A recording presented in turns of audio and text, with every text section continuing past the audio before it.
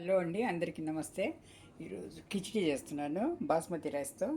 ఇది ముందుగా చూడండి, ఇవన్నీ garam masala, whole garam masala, carrot, tomato, పచ్చిమిరపకాయలు, ఉల్లిపాయలు, పుదీనా అనమాట. అల్లం వెల్లుల్లి పేస్ట్, పసుపు ఉంది. ఇక్కడ వేసేస్తున్నా. ఫస్ట్ హోల్ గరం మసాలా వేసేస్తున్నాండి. తక్కువ క్వాంటిటీలో వేస్తున్నాను కాబట్టి అన్ని తక్కువగానే వేసుకున్నాను. అన్ని ఉల్లిపాయలు వేసుకోవాలండి.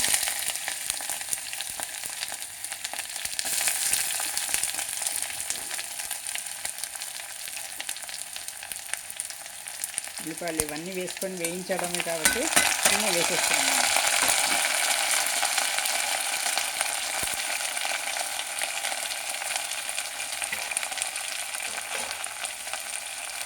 బాగా వేసుకోవాలండి. ఇది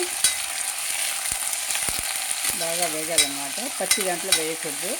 ఇది కొద్దిగా మెత్తబడిన తర్వాత కొద్దిగా రెడ్ కలర్లో, మరీ బ్రౌన్ కావాల్సిన అవసరం లేదు. కొద్దిగా మెత్తబడితే చాలన్నమాట. నలిగిపోతే ఉల్లిపాయలు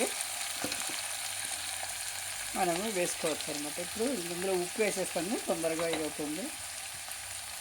కాయగూరలు కూడా పచ్చివాసన లోపల అన్నీ పోతాయి అన్నమాట. పచ్చివాసన పోయి ఫ్రెష్గా ఉంటుంది.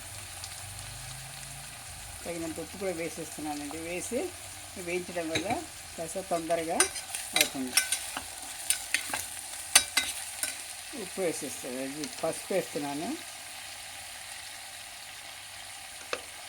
ఒక గ్లాసు ఇదండి బాస్మతి రైస్, పావు గ్లాసు పెసరపప్పు అన్నమాట.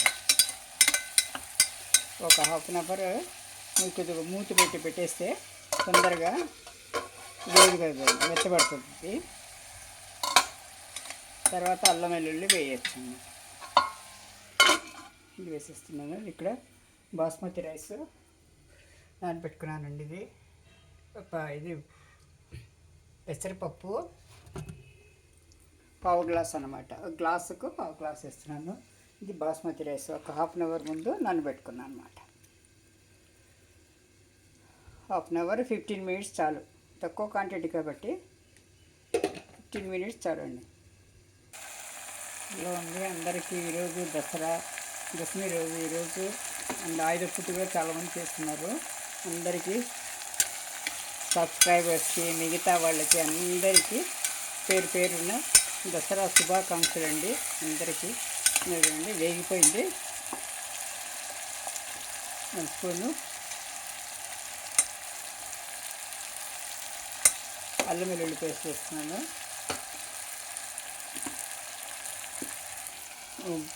పెసరపప్పు కూడా వేసేస్తున్నాను. వేయించుకుంటాను అది కూడా.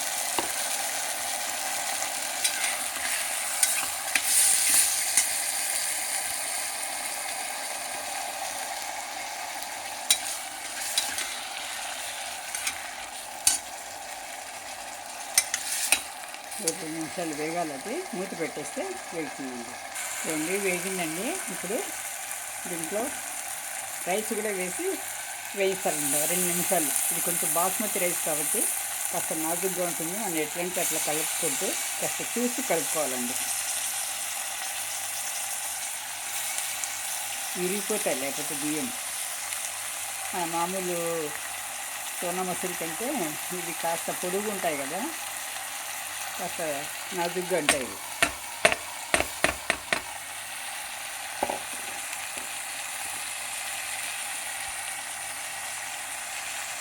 కాస్త నెమ్మదిగా సైడ్లో నుంచి చూసి వేపించుకోవాలండి.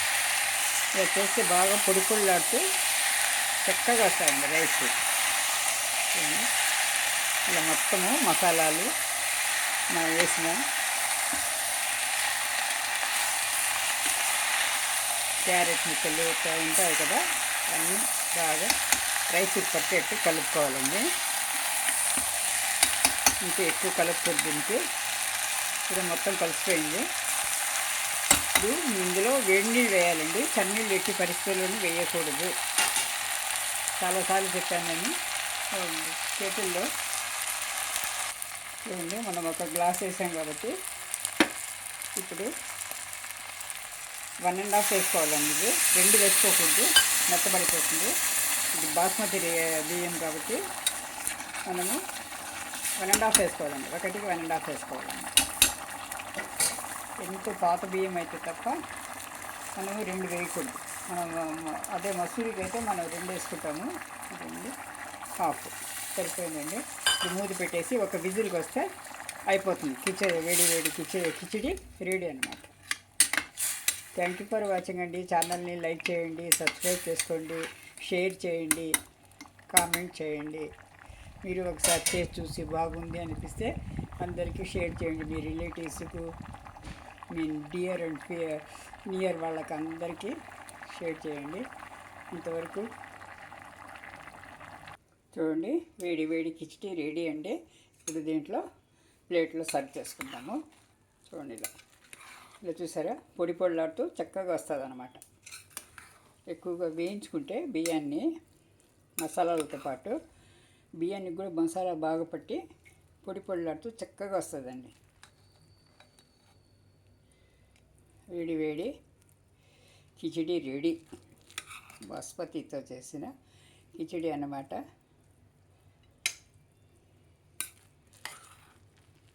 మరోసారి చెప్తున్నానండి, ఛానల్ని లైక్ చేయండి, సబ్స్క్రైబ్ చేసుకోండి, షేర్ చేయండి. Thank you. చూడండి, ఇదిగోండి మన నిల్వ గోంగూర పచ్చడి. తర్వాత వచ్చి ఆవకాయ అనమాట. ఆవకాయ ఈ వడియాలతో అప్పడాలు కానీ వడియాలు కానీ వేయించుకోవచ్చు, నంచుకోవచ్చు. దీంట్లో బాగుంటుందండి.